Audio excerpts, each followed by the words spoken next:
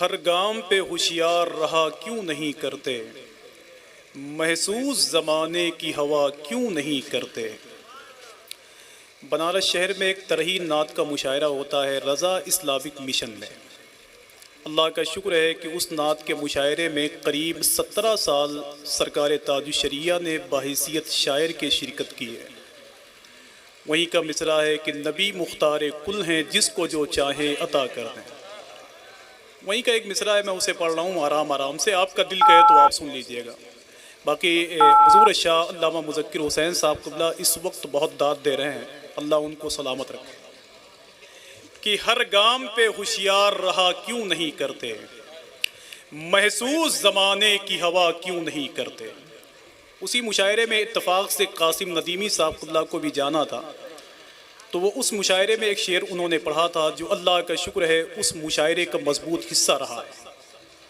کہ ہر گام پہ ہوشیار رہا کیوں نہیں کرتے، محسوس زمانے کی ہوا کیوں نہیں کرتے۔ گستاخ نبی ہے کہ وفادار نبی ہے، ابے اترے ہوئے چہرے سے پتہ کیوں نہیں کرتے۔ کہ گستاخ نبی ہے کہ وفادار نبی ہے، اترے ہوئے چہرے سے پتہ کیوں نہیں کرتے، اترے ہوئے چہرے سے پتہ کیوں نہیں کرتے۔ اور بیٹھے بیٹھے میں سوچتا ہوں کہ اہل سنت والجماعت میں جو دھیرے دھیرے رافضیت داخل ہو رہی ہے، وہ اس وقت ہمارے ملک کا سب سے بڑا فتنہ ہے۔ اس وقت ہمارے ملک کا سب سے بڑا فتنہ ہے جو رافضیت داخل ہو رہی ہے اہل سنت والجماعت میں۔ شیعوں کا ایک بہت بڑا خطیب تھا، وہ تقریر کر رہا تھا، اس نے کہا کہ یار صدیق و عمر تو زبردستی خلیفہ بنے تھے، صدیق و عمر تو زبردستی خلیفہ بنے تھے۔ ایک سنی بیٹھا ہوا تھا تو اس نے کہا کہ یہ بتاؤ کیا حضور کی بارگاہ میں جو آرام فرما ہے وہاں بھی وہ لوگ زبردستی چلے گئے تھے؟ اس نے کہا وہاں بھی زبردستی چلے گئے تھے۔ تو اس سنی نے کہا جاؤ اپنا کام کرو، وہ جنت میں بھی زبردستی داخل ہو جائیں گے۔ سمجھ رہے آپ؟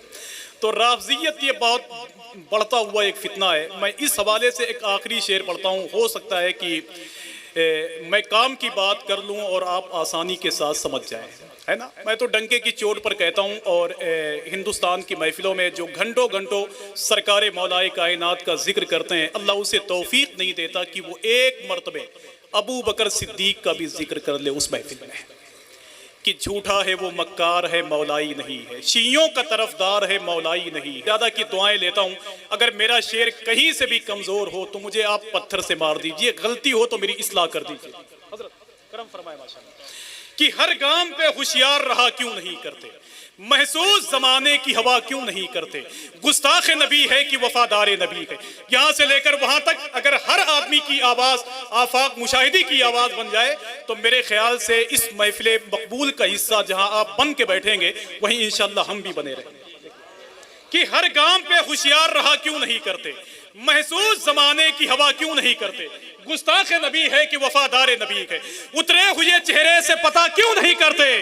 اور اولاد پیغمبر کی ثنا کرتے ہو لیکن اب اصحاب محمد کی ثنا کیوں نہیں کرتے۔ کہ اولاد پیغمبر کی ثنا کرتے ہو لیکن کوئی ایک آدمی اہل سنت والجماعت کی محبت میں ایک نعرہ لگائے بس۔ ماشاءاللہ، سبحان اللہ، شکریہ۔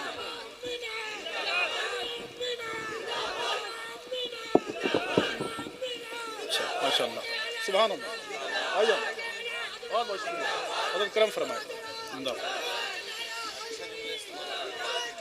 نہیں بولیں گے، ماشاءاللہ، سبحان اللہ، سبحان اللہ، اللہ۔ اور علامہ حضور علامہ مذکر حسین صاحب قبلہ، علامہ قاری نثار صاحب قبلہ بیٹھے ہوئے ہیں حضور صاحب سجادہ کی دعا لے کر۔ حضرت پوری دنیا میں اتنا اچھا مصرع آج تک کسی نے چپکایا نہیں ہے۔ دیکھیں، مومن ہو تو احمد کی ثنا کیوں نہیں کرتے، مومن ہو تو احمد کی ثنا کیوں نہیں کرتے۔ یار جس نعت کے مشاعرے میں سرکار تاج الشریعہ نے قریب 17 سال شرکت کی ہو بحیثیت شاعر کی نہ کہ پیر کے، وہ نعت کا مشاعرہ چھوٹا موٹا تھوڑی ہوگا۔ اور اللہ کا شکر ہے آج 4 ہی بجے کامل قادری صاحب قبلہ کا فون آیا اور 5 اکتوبر کے لیے پتہ نہیں کیسے ان لوگوں نے مجھے چن لیا اس نعت کے مشاعرے میں نظامت کے حوالے سے، کہ ہر گام پہ ہوشیار رہا کیوں نہیں کرتے۔ حضرت بیٹھے ہوئے ہیں، میں کہہ رہا ہوں کہ برجستہ کوئی اس طرحی مصرے کا بہتر جواب، بہتر مصرع لگا نہیں سکتا ہے جس طرح لگایا تھا اکرم امجدی صاحب نے۔ کہ ہر گام پہ ہوشیار رہا کیوں نہیں کرتے. مصرع تھا مومن ہو تو احمد کی ثنا کیوں نہیں کرتے. ہر گام پہ ہوشیار رہا کیوں نہیں کرتے. محسوس زمانے کی ہوا کیوں نہیں کرتے. گستاخ نبی ہے کہ وفادار نبی ہے. اترے ہوئے چہرے سے پتہ کیوں نہیں کرتے. اولاد پیغمبر کی ثنا کرتے ہو لیکن اصحاب محمد کی ثنا کیوں نہیں کرتے. اور ابو جہل اگر ہو تو کوئی بات نہیں ہے. ابے مومن ہو تو احمد کی ثنا کیوں نہیں کرتے. کہ ابو جہل اگر ہو تو کوئی بات نہیں ہے. مومن ہو تو احمد کی ثنا کیوں نہیں کرتے. کہ فاطمہ کی گود میں بچے جو پالے جائیں گے دین کی کشتی بھنور سے وہ بچا لے جائیں گے. تھوڑی سی آواز متاثر ہو رہی ہے لیکن میں ٹھیک وہیں پہنچوں گا جہاں آپ انتظار کر رہے ہیں. کہ فاطمہ کی گود میں بچے جو پالے جائیں گے دین کی کشتی بھنور سے وہ بچا لے جائیں گے. اب آپ کے پورے بھونکا میں کرنیل گنج میں گونڈا میں لوگ بیٹھ کے کہتے ہیں کہ جنت میں ہم جائیں گے. وہ کہتے ہیں کہ ہم جائیں گے لیکن حضور صاحب سجادہ کی موجودگی میں ایک بات کا احساس دلا دوں کہ ہونا کیا ہے. کہ فاطمہ کی گود میں بچے جو پالے جائیں گے دین کی کشتی بھنور سے وہ بچا لے جائیں گے. اور کس کی جنت کس کی دوزخ فیصلہ تم مت کرو. ابے جو جہاں کا ہے فرشتے خود اٹھا لے جائیں گے. کہ کس کی جنت کس کی دوزخ فیصلہ تم مت کرو. جو جہاں کا ہے فرشتے خود اٹھا لے جائیں گے. حضور شاہ علامہ قاری محمد نثار صاحب قبلہ ہمارے استاذ بھی ہیں. علامہ مذکر حسین صاحب قبلہ جن کی بارگاہ میں قریب 4 سال جامعہ مینائیہ میں تعلیم بھی حاصل کی ہے. میں تو کبھی کبھی سوچتا ہوں شکیل بھائی کہ وکیل یہ چاہتا ہے کہ ہر آدمی فسادی ہو. ڈاکٹر یہ چاہتا ہے کہ ہر آدمی مریض ہو. پولیس یہ چاہتی ہے کہ ہر آدمی مجرم ہو. مگر وہ استاذ یہ چاہتا ہے کہ میری درسگاہ میں پڑھنے والا بچہ اتنا کامیاب ہو جائے کہ پوری دنیا میں وہ اپنی کامیابی کے پرچم کو لہرا سکے. تو دعا کریں کہ اللہ ان لوگوں کو سلامت رکھے. کبھی ہم گونڈا جاتے ہیں تو اللہ کا شکر ہے کہ حضور بابا جی علیہ رحمت رضوان کی بارگاہ میں کھڑے ہو کر درود و سلام پڑھ لیتے ہیں. آپ ہزاروں وجہ ہے لیکن اس میں ایک وجہ یہ ہے کہ سرکار محبوب مینا شاہ نے اللہ کا شکر ہے کہ پڑھایا بھی ہے, کھلایا بھی ہے, آگے بڑھایا بھی ہے. تو ایسی شخصیت کو آپ نہ بھولیں جو آپ کے محسن ہو. سمجھ رہے ہیں آپ. میں نے زمین کربلا کی بات کی ہے. وہاں کے شعر و ادب کے حوالے سے بات کرنے میں ایک بات مجھے یاد آئی کہ اہل سنت والجماعت کے علماء نے بدعقیدوں سے خوب مناظرہ کیا ہے. حضرت جب آواز ٹھیک نہیں ہے تو اس لیے میں اس لہجے میں بات کرنا چاہتا ہوں کہ اہل سنت والجماعت کے علماء نے بدعقیدوں سے خوب مناظرہ کیا ہے. لیکن ایک شاعر نے بھی کسی شیعہ شاعر سے مناظرہ کیا تھا. پاکستان کا ایک بہت بڑا شاعر تھا شیعوں کا, اس کا نام تھا محسن نقوی. اس نے ایک شعر کہا تھا کہ کہتے ہیں بڑے فخر سے ہم غم نہیں کرتے. توحید بھائی اسے ریکارڈ کر لیں, بہت کام آئے گا انشاءاللہ. محسن نقوی نے کہا تھا کہ کہتے ہیں بڑے فخر سے ہم غم نہیں کرتے, ماتم کی صدا سنتے ہیں ماتم نہیں کرتے.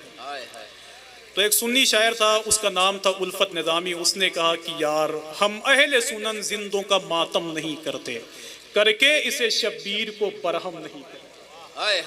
اب محسن نقوی پھر پلٹا, اس نے کہا کہ یار کیوں آپ کا دل جلتا ہے, کیوں جلتا ہے سینہ, ہم آپ کے سینے پہ تو ماتم نہیں کرتے. تو الفت نظامی نے کہا کہ بیوقوف ہر سال تمہیں مار یہ پڑتی ہے خدا کی, تم شوق سے ورنہ کبھی ماتم نہیں کرتے. کہ ہر سال تمہیں مار یہ پڑتی ہے خدا کی, تم شوق سے ورنہ کبھی ماتم نہیں کرتے. تم شوق سے ورنہ کبھی ماتم نہیں کرتے. بس یہاں سے لے کر وہاں تک جتنے لوگ موجود ہیں حضور صاحب سجادہ کو دیکھیں اور کہیں کہ کانٹوں کی رکاوٹ سے کلی بھی نہیں رکتی, صیاد سے پھولوں کی خوشی بھی نہیں رکتی. کیا روکو گے تم ذکر حسین ابن علی کو, ابے تم سے تو ایک اصغر کی ہنسی بھی نہیں رکتی. آئیے نعروں سے استقبال کر لیں خطیب ہندوستان, خطیب اہل سنت حضور شاہ علامہ مذکر حسین برکاتی صاحب قبلہ, جو ہندوستان کی محفلوں میں جا کر یہی کہتے ہیں کہ یہ دعا مانگی ہے میں نے بڑے ارمان کے ساتھ, یا الہی تو اٹھانا ہمیں ایمان کے ساتھ. ہم کسی اور کے مسلک پہ نہیں چل سکتے, ہم کو رہنے تو بریلی کے رضا خان کے ساتھ. نعرہ تکبیر, نعرہ رسالت, مسلک اعلی حضرت حضور صاحب سجادہ فیضان سرکار محبوب مینا नाराए रिसालत,